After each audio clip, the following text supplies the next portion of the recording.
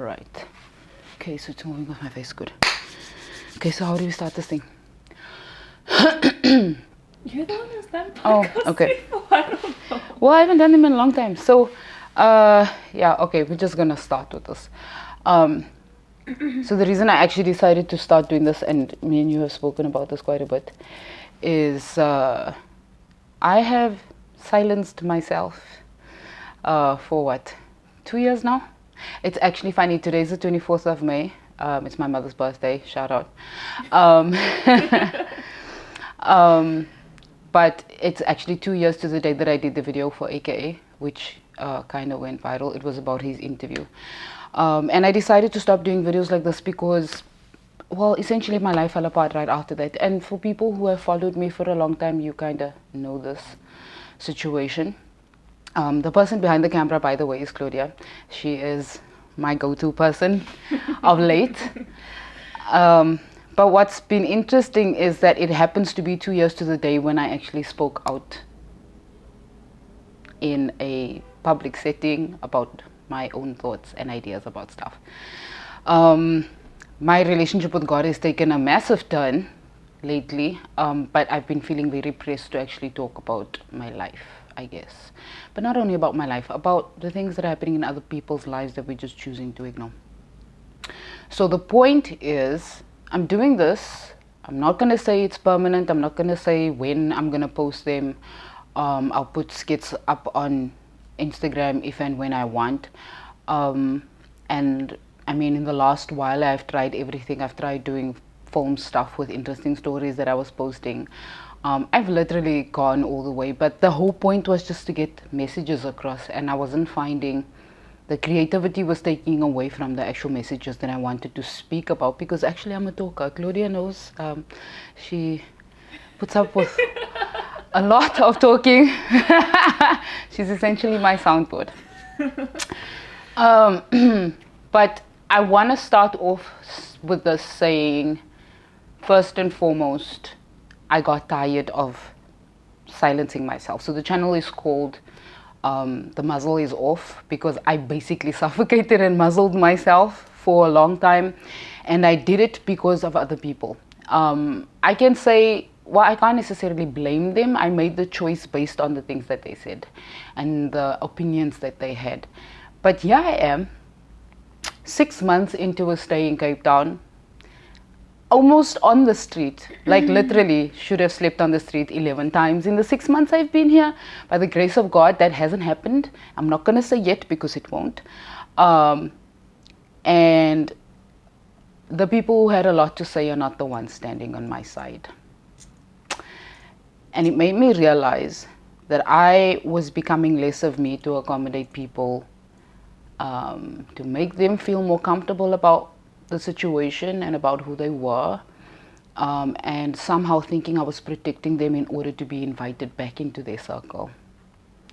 The truth of the matter, though, is, I don't know if I've told you this, but I was born loud. I came out a colic baby. My mother reminds me regularly how I screamed as a baby, and I was a very hyperactive child. So there was no point when I was actually very quiet. And now that I'm looking back on it, I'm seeing that God strategically put me in places and set me up in ways that made me want to share my heart with people. And now that I've been delving into the scriptures and, you know, studying the word, I'm learning so much more about myself and my disposition and who I am, especially in this season, which has by far been the hardest season I ever thought I would experience in my life. But it's been a very interesting journey because, you know, the Bible talks about you all get a measure of faith. I would have never imagined that my measure was this deep. Like, there were days I thought I was going to sit in a chair and die from misery, sadness, fear, all of the emotions that were pent up, that I didn't realize one person could feel without losing their complete minds. I did share a couple of days, I think it was last week on Instagram, that there comes a point when you feel like you're going to lose your sanity. And I was very near that edge. But it's funny, I'm not in very much of a different position than I was 6 months ago, but I feel completely different. I feel less in control, which is a good thing, but not as afraid anymore, which is a good thing. So I say all that to say this. Many people have followed my journey. Many people have sent me messages saying they're going through the same thing or they're inspired by my journey. I'm not going to give myself credit because there's no way any human being can survive this on their own. I have been alone, but I haven't been alone because I'm not going to lie. The only thing that has kept me going is God. Everything I've done, I have leaned. And the more I lean, the more I trust, the less scary this journey feels. I may not have a home of my own. I'm literally a nomad. I go wherever I'm being led. The hotel stuff that I shared, people, I didn't pay for that. I wish, and I will soon, but you know, I lived like a queen for 5 days. I tell people that I'm just like, it was the best freaking time ever. But I didn't pay for that. And I was treated so well, but it also reminded me where my place is.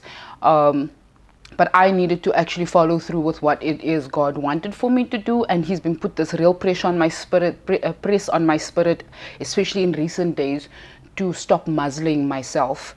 Because what I was doing was suffocating the learning. Number one, because I'm auditory, I need to hear myself speak in order to learn.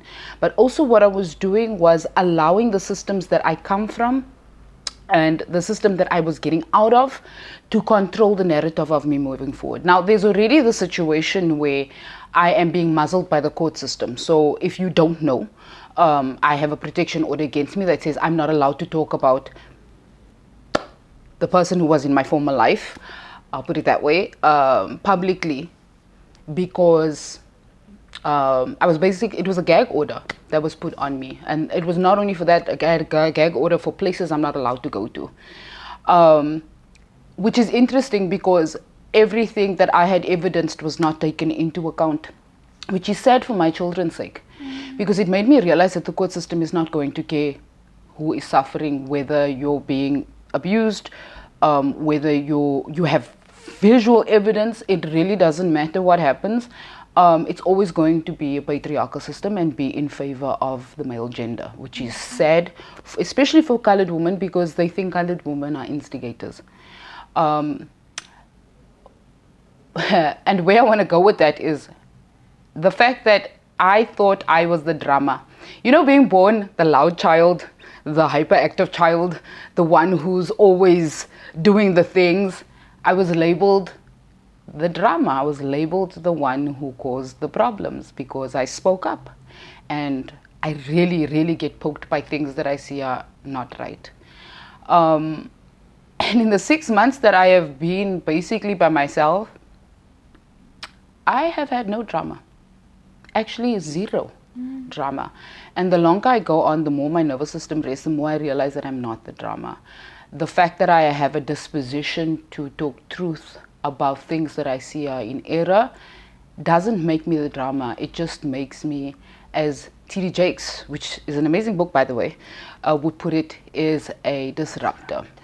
I knew you were coming with that. I mean, but this is what they spoke about in Tim's podcast. I will refer you all to the podcast. But they speak about being a disruption. And some of us are just born for disruption.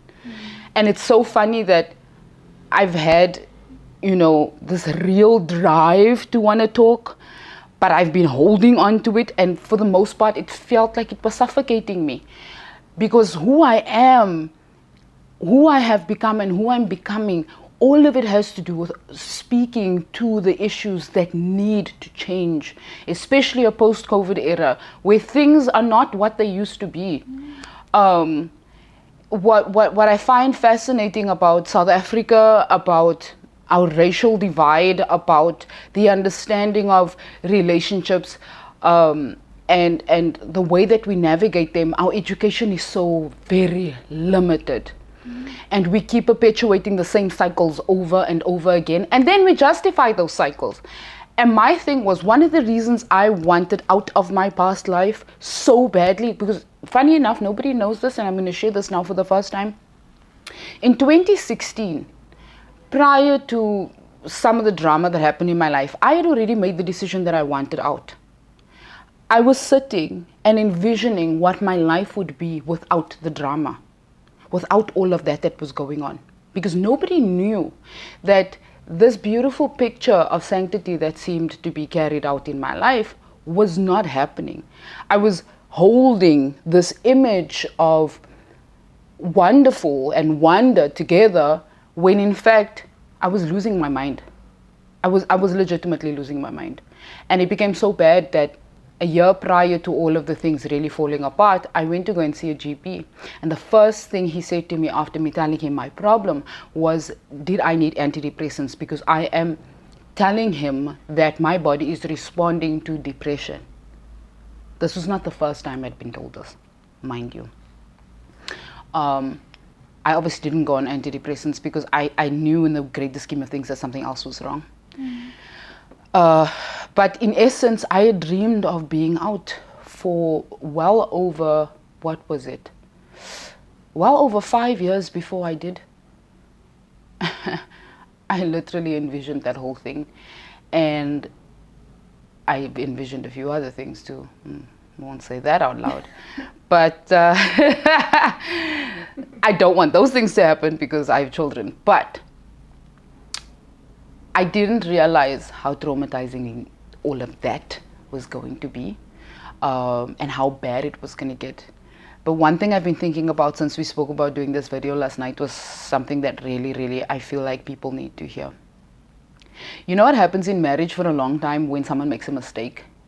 And let me use infidelity as an example because that has been the thing that's been toted around with me, because I'm very public about what I did in my past life, and there came a point where infidelity was involved on my end. I'm not going to talk for other people because there were things that I'm not in a position to tell, but I openly did say that there was infidelity on my end, and I knew why it had happened. I knew what I was doing at the time, so there's no faulty, like I don't fault myself for what happened because I was a different person then, but also I was trying to escape a situation. That's not an excuse. I did what I did. What happens is when you do something like that, culture, Christianity, people hold on to the infidelity and forget everything else.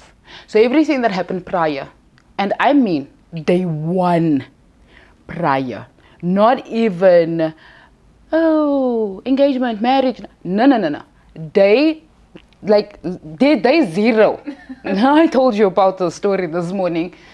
The things that were consistently happening over and over again that people could not see because they were not privy to what was happening in my life at the time, all of that dissipates because I confessed my infidelity. What anyone else did, whether there was other infidelity or not, was not an issue. Because I openly confessed my infidelity. And there was a reason why I did this. First and foremost, okay, there was a lot going on. I was crazy as shit, like, let's be honest.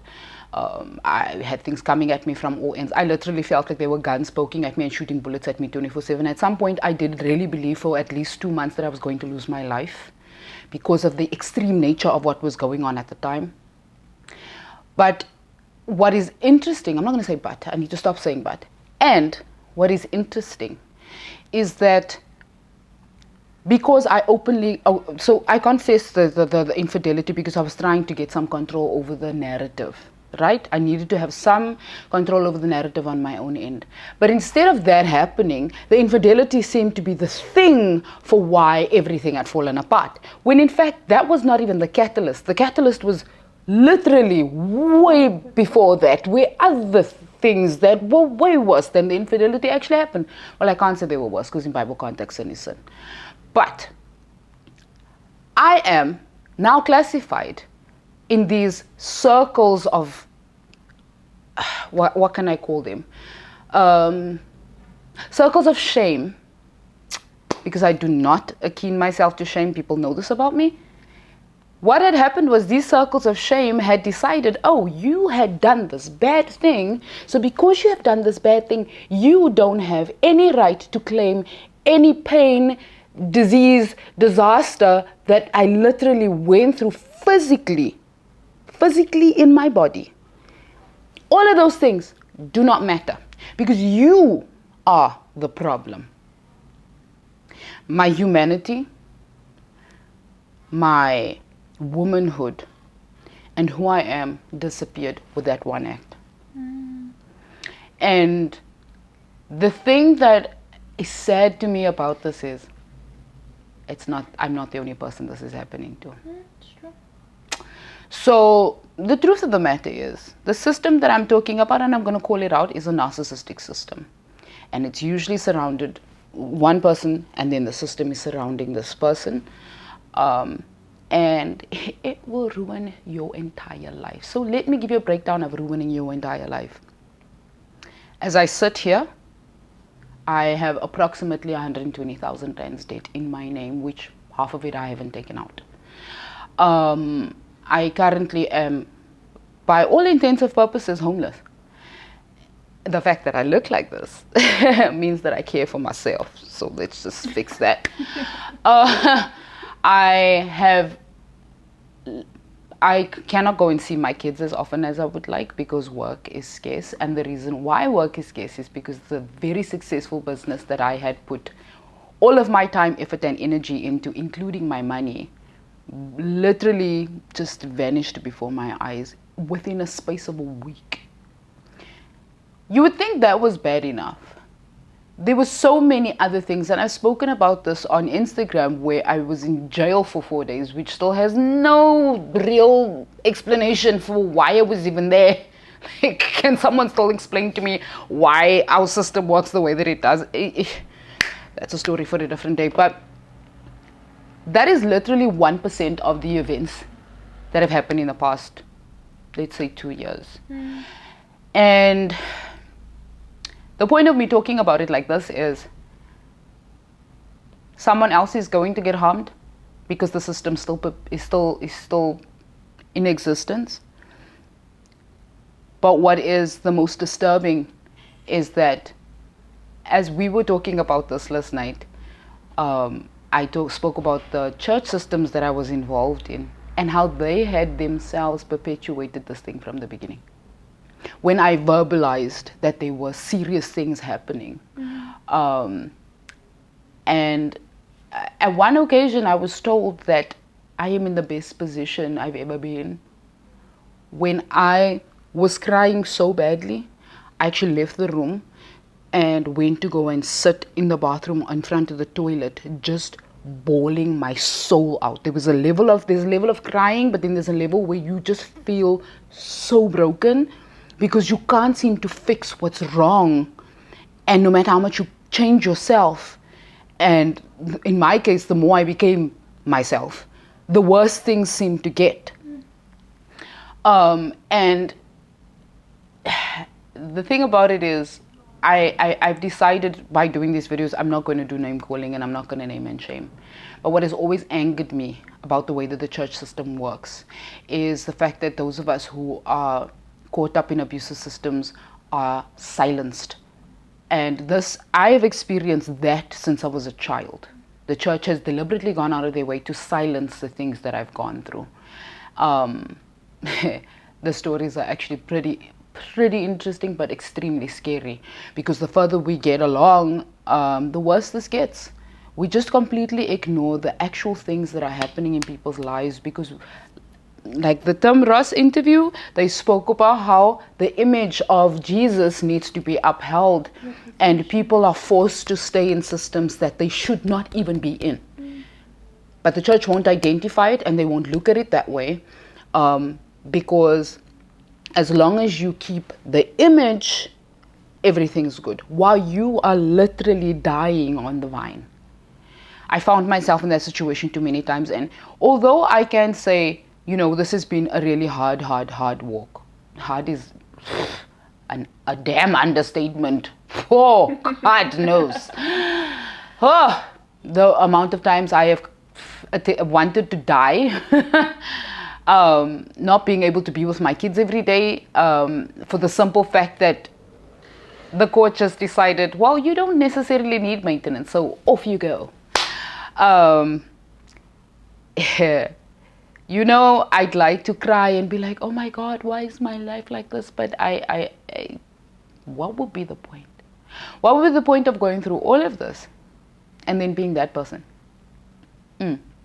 So the whole thing is, I'm going to be doing these videos as often as I can, well, within reason, because I am actually on a journey now where God has actually taken me out of the desperation cycle, one that I kept perpetuating, but where I'm starting to see the necessity for the struggle that I've been through. None of it is okay. I'm not even going to say like nobody should go. Nobody should ever be in a circumstances where they are fine, when they find they've given. Do you know how much time you invest? How much time, effort, energy, love, money, all you invest? And women, we are trained to invest all of ourselves. And then all of that and more is taken away from you, and the system justifies taking those things away from you and then threatens you if you open your mouth. Girl, the things I have seen and the things that, whoo, the emails, Jesus, give me strength. That's what an email. The emails, y'all, hey, I could write a book on those emails. Jesus. Anyway, but I find myself on a new journey, and one that is not so terrifying like it used to before. But I'm, you know what? I'm not going to curate this anymore. I feel like I've been trying to curate this in such a special way, and because I come from a family system that would rather have you quiet, because you don't hang your dirty laundry, than actually deal with the truth. And the truth is, we are teaching our children that it is okay to live in situations that. Sorry, I live in a noisy place. Why does people like this? And you know, we're going to post this just like this. We're going to post it just like this. The people will see me for all I am. But anyway, but the thing is, I do not want to teach my children that it's okay to do this and to live like this. But the biggest part of it is I'm not going to be focusing so much on what happened in my past life, because I use now the term my past life, because that is the life who made me. It didn't even make me. It made me see myself for who God actually made me. And if you see on my Instagram bio, did you look at my Instagram bio? I changed it. I said, actually, where's my phone? Do I not have my phone?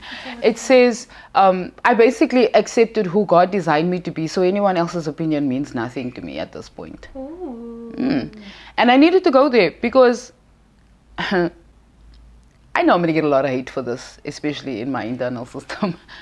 People who think they're in my internal system, let's start there. But I really don't care if people are upset at me for talking about any of this anymore. I really do not care. And I don't care because they do not deserve to be in my circle, because they walked themselves out the second they turned their backs when I needed them. Nobody to this point has stepped up and say, let me step in and help you get your kids back. Let me step in and help you find a place to stay or help you find a job. I've had a few people step in, and I'm talking specific family-wise, but friend-wise, I've had people who have financially helped me, and people who have, there's one specific person who actually designed a job for me. But at the time I couldn't take it because my children were going through so much hell from the trauma they had experienced that I needed to focus all of my energy on them. And being a mother, my children are my priority. Me going to a job and being gone 15 hours a day was not going to help them heal. But I've had people who have randomly sent me messages and said, do you need money? I'll send you money or whatever. I've had a few very close friends who've walked parts of the journey with me. One close sister, everything, who has walked this whole journey with me, and she's always had my back. She's always praying for me. She's always talking into my life. She's literally, she's not what I can call a soundboard. She tells me, she calls a thing a thing. She tells me when I'm acting a fool and being full of shit. And I verified with her that this was okay. So, but also her relationship with God has helped me re-identify mine with God, away from the system that says my relationship needs to look like theirs, because that is a podcast for a different day. Anyway, I wanted to get to the point where I have always felt like I never fit in my family system. And one day I did say to someone, I feel like the black sheep in my family. And I got met with shock, awe, and horror. But then yesterday, this thing hit me. And I posted it on Instagram. You know who the people are who really love and support and want to be there for you when you get into a little bit of trouble. You just have to get into a little bit of trouble. Because when they fall off, you see them differently. I can't even count. Everybody has fallen off. Everybody. Every single person has fallen off. The only people I speak to almost daily is my kids. Almost daily. Because it's hard to speak to them every single day, because I don't want to constantly be reminded that, there's pain there. It will traumatize me and I won't be able to actually do stuff. But everybody you would think would be by my side was gone. And old people, old friends from back in the day popped out of nowhere. The most fascinating thing about this, and the way that God has revealed himself to me, is the most amazing way, and I don't think I said this to you, is people who had nothing are the ones who have literally helped me up. Every person that I can say has been my spine to actually just pull me from very, very dark places doesn't have money. Some of them don't work. They are going through their own personal health, but then those are the people who turned around and supported me, who would call me just to check if I'm okay. And that for me has shown me the true nature of who God is. The people who profess, I use that word purposefully, profess to be a particular way are actually none of those ways. Because all of those people, every single last one, didn't show up. And some of them actually dropped me when I needed them the most. And you know what? It may sound like I'm bitter, but I'm not. Because what I am so grateful for is the fact that God revealed to me in this time who I am and who He's making me. But it also taught me that I needed to learn how to keep people outside of the boundaries who cannot be trusted with the real me. That is a good thing. Because as I take this journey and as God sets me up in the places that He wants me to go, I now know how to navigate through people who are there for the clout and people who are there for the purpose.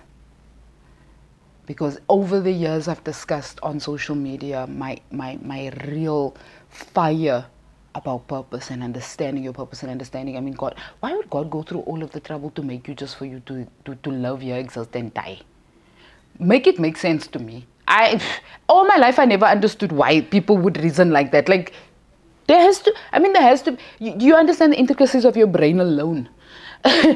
Science is never going to fully understand how the brain operates. There's a reason why God made us the way that He did. He needed us to do something. We are naive enough to believe, no, we're just going to party over here and then die. What a waste of a life. What a waste of an opportunity. What a waste of a way to change other people's lives and to profess the love of God and profess just the things that God can do for you that are shocking, man, that He can do in other people's lives. Hey, I'm going to preach. Let's not go there. But essentially,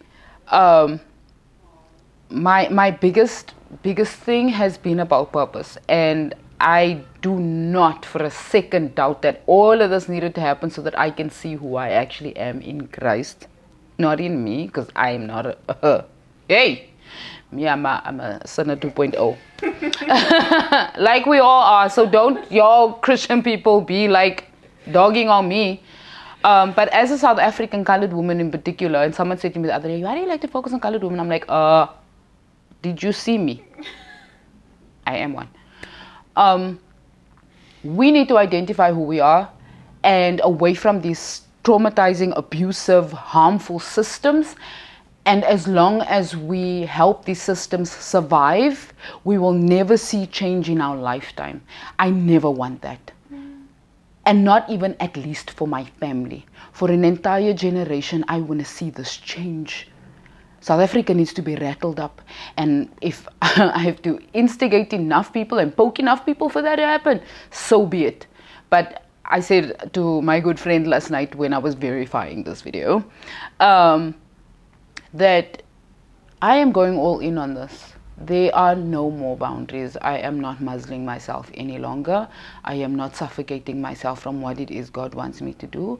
I am still learning and growing like we all should be doing, and I should very, very carefully. But at the same time, my past life cannot control what it is needs to happen next. And I will not let it. It was a hard journey. I still have some healing to do from it. But going forward, I'm going to address certain topics that don't talk so much about me, because I feel like I'm talking a lot about me. I've used I 1,000 times in this video. But yeah, this is why I'm starting this. So however this goes, it goes. And I guess I will take the hate mail in stride. That's all.